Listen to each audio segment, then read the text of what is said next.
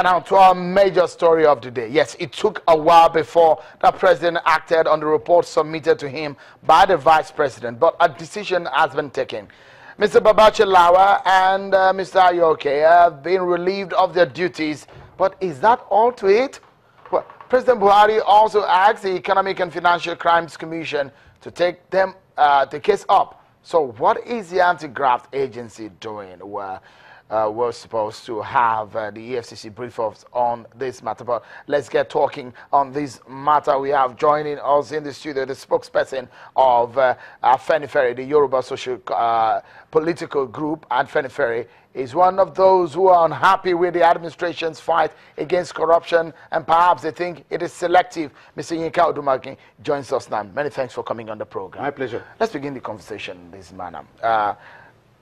The president has taken action.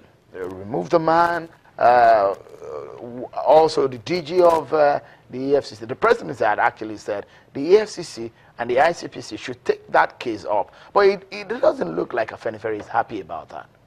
Yes, the reason why we are not happy is that we are not against anybody that's committed an offense being tried or investigated. In fact, one of our core values is probity and accountability in public office. If you hold public office, you must account for your deeds.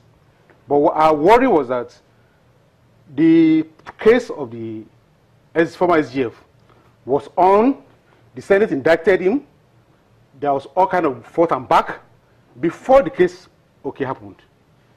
The two of them were suspended the same day. They were investigated by the same panel. The report was submitted the same day. The president sacked the two the same day. But we were surprised when the FCC came out to say that, oh, they have extended invitation to OK. But they were silent on Babachi Lawal. But they said that. Until we came out to say what is going on. It was after we came out that the FCC said, well, they have set up a crack team. What does that mean? You have invited one. Why not invite the other? Why setting up a team? If there's any case where you have to handle with care, it is in Oke's case, because the NIA has to do with a national security architecture. But a man who was accused of taking money, we saw everything I was saying, the money paid to the account and the rest of them, you are not saying you are setting up a technical committee, a crack team to look into. You think that step by the FCC is wrong for you? No, we believe that if all citizens are equal before the law, the EFCC had invited, should have also invited Babachi Lawal, because I mean the president sacked the two on the same day. We don't even know what the VP committee found against either of them. But in the course of the investigation, they should not give the impression that there's a sacred cow, there's a vulnerable cow. I would like to ask you this question. I mean, you've been in the political scene for some time, and you understand some of these issues. So what? First and foremost, the SGF, you think may have been sacked based on criminal grounds? Of course, that was the accusation against him. What if he was sacked based on moral ground? Then the presidency should tell us. No, but is it the right? Because when you came for the EFCC, the question would be, what if the EFCC knows what you don't know, and they perhaps had sacked the presidency has sacked Mr. Babachi Lawal based on moral grounds? And we were sacked on moral ground. So why you consider a crack team to go and look into moral ground? No, these are speculations. We do not know the report of the vice president. You came out to say there might be some way which the EFCC is handling it that is not balanced. We don't know. We don't know what they found against. We have cash against that was found in the SGF was accused of awarding contract to himself, paying money to his own company.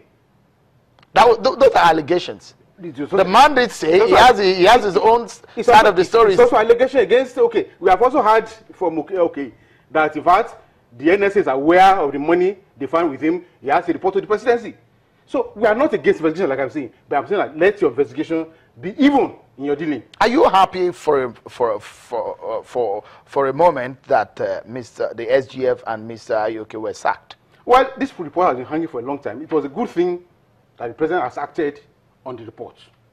Yes, we want to know what they were found against the two men, but in the course of this investigation, we should not give the impression that somebody is given special treatment. Were you happy at all that there was an action on it? Oh no, we're happy that the president acted on the report. But the Muhammadu Buhari that you worked with, yes, you were a spokesperson at some point. Do you think he's that kind of man who has so much pace and energy to act on these kind of things without paying due diligence? Well, I think the issue is not more about presidents here. But he was the one who this report was submitted to in the first place. Of course, yes. You know, he was away for a long time, went on health ground. He came back into the country how many weeks ago? But the issue that we are dealing with here goes beyond even the president. Because when you look at the case of Minor, a fugitive that was brought back into the system, reappointed, promoted.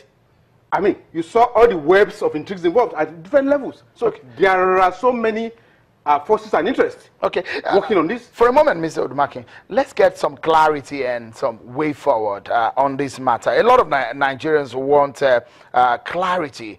They want closure into some of the gray areas. And so we have the honor of the presence of the spokesperson of the EFCC, Mr. Wilson Wajaran, who joins us on the telephone right now. Thank you so much, Mr. Wajaran, for your time tonight on the program.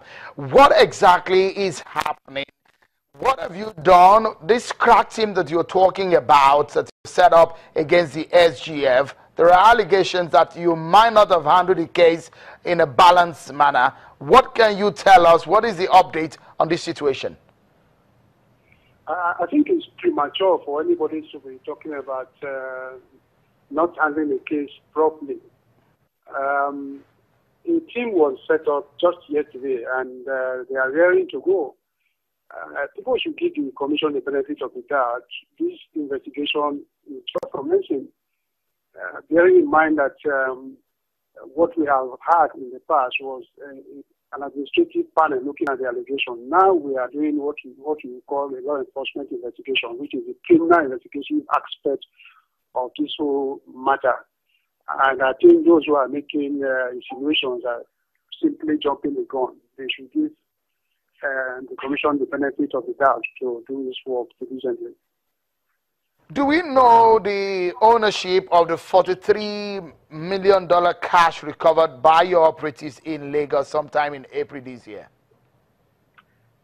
The ownership is subject of investigation, and that will be made known by the time we conclude our investigation. But I can tell you that substantial work has been done in that regard. What we are simply doing now is putting finishing touches to that investigation. We more or less stopped the investigation because of the administrative inquiry ordered by the presidency. But now that that is out of the way, the commission has reopened that investigation, and in a few weeks' time, Nigerians will get to know the change we are, and believe that people will not be disappointed because we have done thorough work as far as that investigation is concerned. Okay. Quickly, Mr. Wajaran, if you tell us, do you need a crack team on the SGF? That's one man. You have a report of the Senate.